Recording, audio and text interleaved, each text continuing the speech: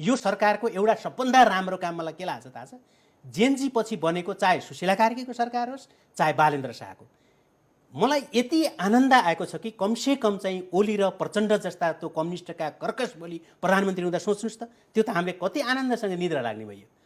हरेकचोटि irritate बनाउने होइन, TV फुटाल्ने चाहिँ बनाउने त ती दुईजना पात्र थिए नि।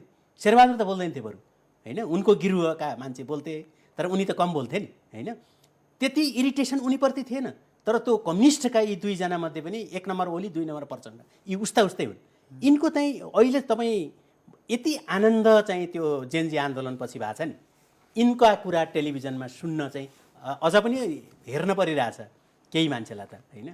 ओलीको प्रधानमन्त्रीको रूपमा उनीहरूका चाहिँ ती नचाहिने थोत्रा भाषण, नचाहिने थोत्रा कुरा, कन्टेन्ट बिनाका चाहिँ अभिव्यक्तिहरू र आफ्नो त्यो अहम र त्यो तुष्टिकरण, यी कुराहरू सुन्न नपाउँदा पनि नेपालीलाई राहत भएको छ के। यो सरकारलाई म धेरै धन्यवाद त त्यो कारणले दिन्छु। कमसेकम चाहिँ जे पा त्यो कुरा प्रधानमन्त्री, हाम्रो देशको प्रधानमन्त्रीबाट हामीले नचाहिने कुरा सुन्न परेको त छैन नि।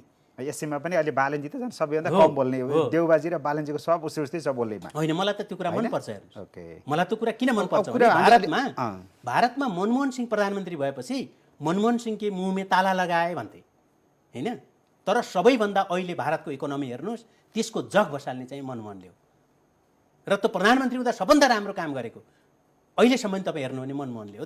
त्यसैमा त्यही जगमा बने, आखिर बोलेर केही पनि हुँदैन।